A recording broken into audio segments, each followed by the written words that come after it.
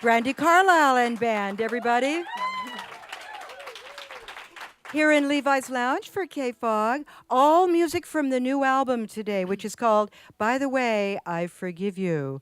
Do you want to give us some context on that? It sounds like some self-actualization has Sounds come quite about. judgmental, right? By the way, I bestow upon you my forgiveness. Um, it's it's a song. It's an album that, when I listened to all of the songs in context, I felt like that was the common thread between them all was forgiveness, and not in like a clean, middle class white Christian way, but like in a messy, difficult, uphill climb kind of way. It's a word that you say. It's a word that you say and that you hope to mean someday, I think. And part of that has got to be from what informs you when you become a mother. Your daughter, Evangeline, is 3 now, Mm-hmm. at which age they're pretty much a tyrant in the household. I remember it well. My daughter is here. She's 25, and we went wine tasting in Napa yesterday. Let me tell you, when you go wine Oh, tasting with your kids, it's awesome. So you have that to look forward to. So will she tour with you, or will she stay home with your wife, Catherine, or how does that work? um, thank you for knowing my wife's name. That's nice of you. Absolutely. Yeah, she tours with me all the time, and I got another baby girl on the way too. All Yeah. right, Mazel She's Tov. Thank you. She's due, Wow. and she's due in March, and her name's going to be Elijah. Elijah Yeah. and Evangeline. We And all have will- kids, and they all tour with us. Chris Family Chris band. Powell, our drummer back there, he's got his son out here with us right now too, Christopher. So yeah, we all That tour is together with the awesome. babies. The big family musical feast. Mm-hmm. Um, I got to ask you before we get into the next song. Well, you know what? You had another album last year that I played songs from that was a benefit for War Child. Yeah. Cover Stories, which was an interesting concept. Yeah, they know it. Adele and all kinds of people doing your songs. Did you approach artists or did they come to you? How did that work? I approached artists for 2 years actually because the songs were written back in when I was a teenager and when the Yep. twins were young, which was a long time ago. Uh,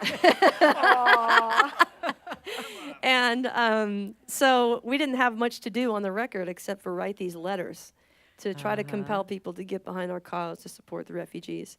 And it wasn't hard to do, but the letters started to feel like songs to me by the end of the Wow. album. And that album is actually the thing that I'm most proud of anything I've done with my life because of People because of just what we've been stepped able right to up. do. I can imagine writing to Adele like "Say," and we love the song. That she one took a chose. long time. Uh-huh. That one took the whole 2 years. But Barack Obama was immediate response to do the Oh, forward. right.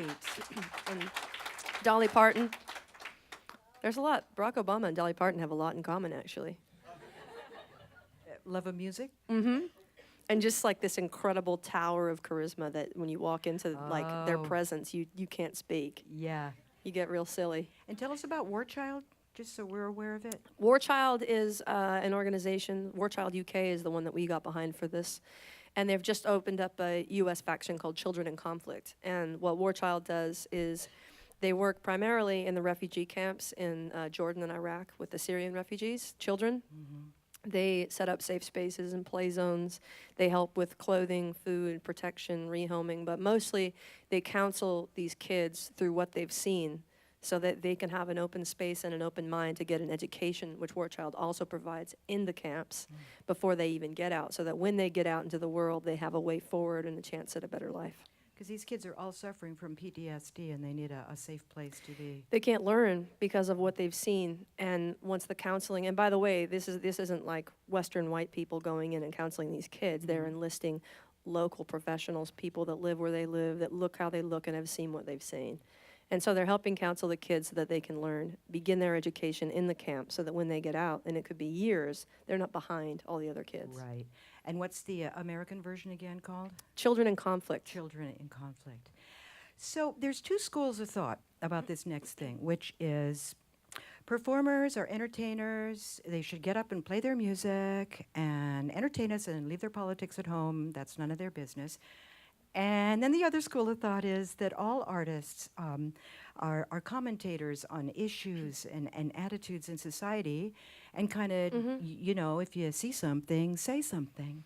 And I know that your audience crosses over a lot of different genres, including the country crowd and stuff. Where do you lie on that spectrum? Can I just say how amazing your questions are, first of all? Can we give some props to this incredible interviewer here?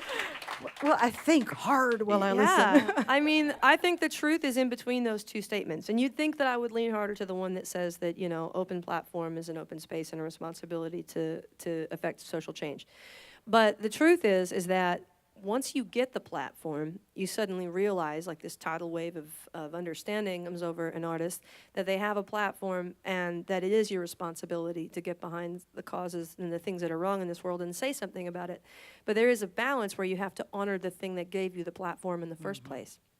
So, you know, if you are able to develop this platform because people love to dance at your concerts, you have to honor the dancing and honor the social causes. Or if you have this platform because you wrote love songs that touched people, you have to remember to honor both things so you can keep the platform and keep affecting important change. Yeah, it's a fine line, and Yeah. anywhere you can like just put some message into the music and take people along. I haven't learned it yet, but I'm Oh, working I don't on know it. about that. In fact, you have a song on the new album. It's the big hit that addresses, you know, obliquely and just enough to bring people in without lecturing at them, some, you know, societal issues of the day that I believe you're going to play for us next. So go ahead and talk about it, and I'll shut up. Yeah, actually, that's pretty. I'm not surprised, but that's the perfect segue into this song.